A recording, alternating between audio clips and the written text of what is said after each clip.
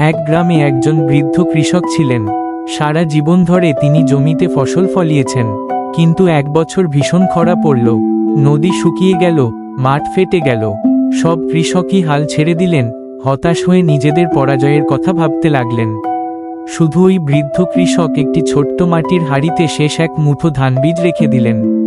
কৃষকের ছেলে তাকে বলল, বাবা, এসব বীজ তো ভেঙে যাবে, এখন খেয়ে ফেলাই ভালো।